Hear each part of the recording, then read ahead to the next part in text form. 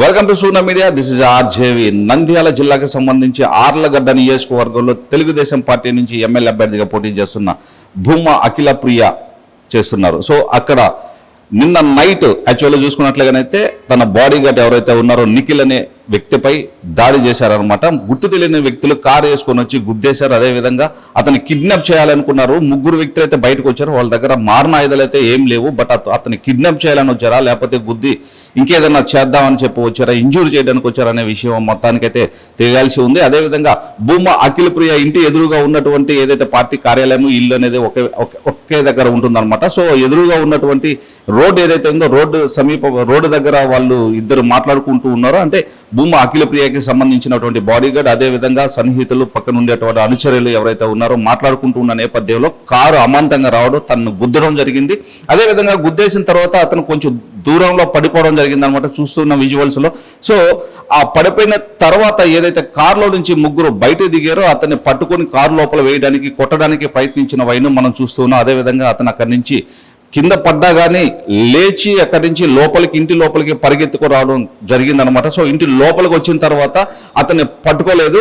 ఇంకా వాళ్ళు కూడా అక్కడి నుంచి పారిపోవడం జరిగింది. అయితే కారు నంబర్ అదేవిధంగా అన్ని ట్రేస్ చేయడం కూడా జరుగుతూ ఉన్నటువంటి నేపథ్యం జరుగుతుంది. అదేవిధంగా పోలీసు వారికి కూడా అక్కడ ఉన్నటువంటి అందరూ కూడా ఇన్ఫార్మ్ చేయడం కూడా జరిగింది.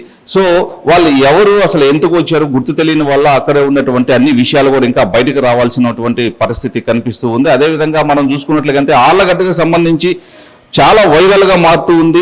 ఒక వార్త అయితే మనకి వచ్చిందనమాట. వెంటనే ఆళ్లగడ్డ తెలుగుదేశం పార్టీ అభ్యర్థి భూమా అఖిల ప్రియ అనుచరుడు అర్ధరాత్రిపై దాడి జరిగింది, తీవ్రంగా గాయపడ్డారు. అదేవిధంగా తల కూడా పగిలిపోయింది. ఇది వేరే ఇన్సిడెంట్ అంట. వేరే ఇంకొకరి పైన, అంటే తెలుగుదేశం పార్టీకి సంబంధించిన ఒక అభ్యర్థి పైన కూడా అనుచరులు అనమాట వాళ్ళు. సో అతని మీద కూడా దాడి చేయడం జరిగింది అనమాట. సో అతనికి ఎక్కువ బ్లీడ్ అయిపోయింది, తలంతా పగిలిపోయింది. అతని నంద్యాల హాస్పిటల్కి షిఫ్ట్ చేశారు.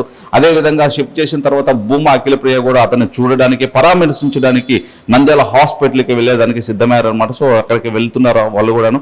సో అదేవిధంగా మనం చూసుకున్నట్లుగానైతే నంద్యాల జిల్లాలో ఆర్లగడ్డలో ఇంతటి ఘటన ఎందుకు జరిగింది, అసలు ఎవరు చేశారు, ఎందుకు ఈ విధంగా జరుగుతుంది, అన్ని విషయాలు కూడా పోలీసు వారు స్వీకరిస్తూ ఉన్నారన్నమాట. వీళ్ళు ఇచ్చిన కంప్లైంట్ మేరకు పోలీసు వారు అంతా కూడా ఎవరు, అసలు కార్ నెంబర్ ఏంటి, అసలు ఎక్కడి నుంచి వచ్చారు అనేటి పూర్తి వివరాలు కూడా వాళ్ళు స్వీకరిస్తున్నటువంటి నేపథ్యం మనం ఇప్పుడు చూస్తూ ఉన్నాం.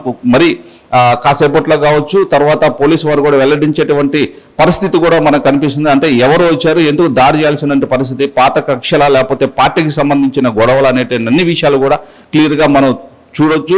అంటే ఏదైతే పోలీసు వారు ఇచ్చేటువంటి సమాచారం ఉంటుందో దాన్ని బట్టి మనం తెలుసుకోవచ్చు.